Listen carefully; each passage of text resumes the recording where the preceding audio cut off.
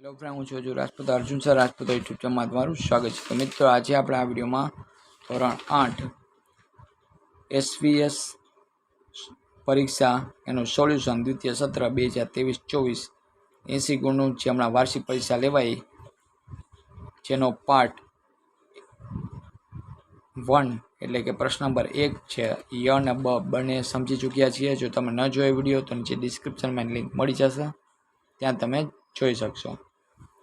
વાત કરીએ પ્રશ્ન નંબર 2 અને જો તમે અમારી યુટ્યુબ ચેનલમાં નવા છો તો અત્યારે યુટ્યુબ ચેનલ લાઇક કરો, શેર કરો અને સબસ્ક્રાઈબ કરો અને બાજુના બેલ આઇકન બટન પર ક્લિક કરવાનું ભૂલશો નહીં, જેથી કરીને પછીના જે વિડીયો મૂકું એની તમને નોટિફિકેશન મળતી રહે।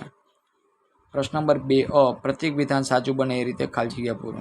હવે એમાં પહેલી છે 3xy કૌંસમાં 4y વત્તા 5x એનું સાદુરૂપ, તો શું થશે?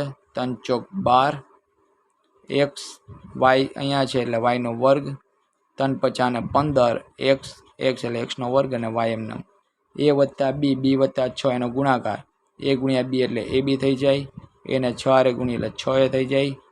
પછી 3 છે એ b ગુણે એટલે 3b અને 3 6 ને 18। ઘનનું ખાલી જગ્યા તેના ફલકોના ક્ષેત્રફળના સરવાળા જેટલું હોય તો શું એનું પૃષ્ઠફળ? લંબઘનનું ઘનફળ LBH, એ અહીંયા 2 વખત છે એટલે એક વાર m વત્તા n, કારણ કે સરવાળો થાય ઘાતનો। પછી અહીંયા 3.67, એક આંકડા પછી તરત પોઈન્ટ મૂકી દેવાનો। પછી પોઈન્ટ મૂક્યા પછી જમણી બાજુ કેટલા જોવો જોઈએ? 1 2 3 4 5 ને 6 ડિજિટ છે। જમણી બાજુ આપણે ગયા આવી રીતે ડાબી બાજુ પોઈન્ટ મૂકીને એટલે ઘાત પ્લસ આવે।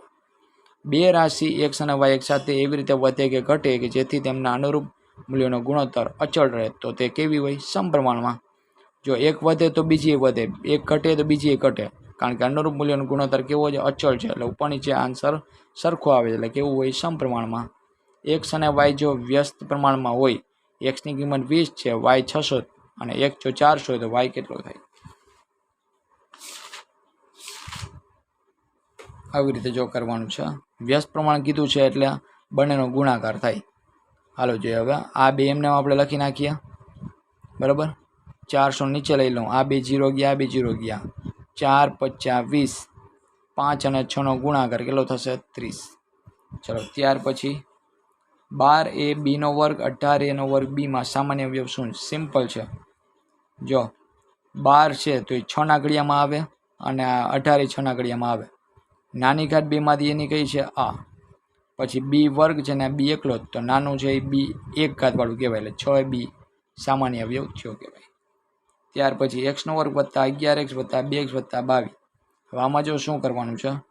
પહેલાં x બેમાંથી કોમન નીકળે એટલે અંદર શું વધશે? x વધે અને x નીકળી હોય તો ખાલી 11।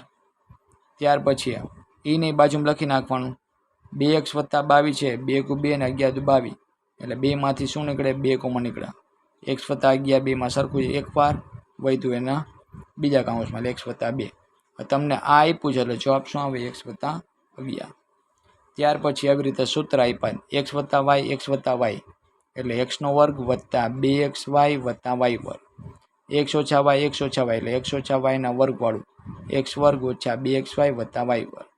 પછી આ વતુડો ઉછળી વાળું પેલો એટલે એનો વર્ગ, y એટલે y નો વર્ગ વત્તે ઓછા 1 ઓછા x અને 1 ઓછા y એટલે 1, પછી ઓછા y, પછી ઓછા x અને વત્તા x ગુણ્યા y એટલે xy। પહેલાં 1 ને આ બે હારે ગુણવાના છે એટલે 1 આવ્યો, 1 ગુણ્યા y એટલે ઓછા y, ઓછા x એકું ઓછા x ઓછે વત્તા 1 ગુણ્યા y એટલે xy।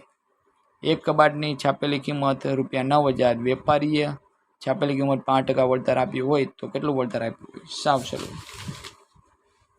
જો છાપેલી કિંમત 9000, વળતર 8%, તો 9000 ને કરો 8%, 0 0 2 વયા ગયા, 9 8 72, 720 રૂપિયા વળતર થયું, બરાબર। તો મિત્રો અહીંયા આપણે પ્રશ્ન નંબર 2 છે એ પણ અ બ અને ક સંપૂર્ણ જોઈ ગયા, અને પછીના વિડીયોમાં આપણે પ્રશ્ન નંબર 3 વિશે વાત કરીશું। તો ફરી વાર મળીશું નેક્સ્ટ વિડીયોમાં। Thank you.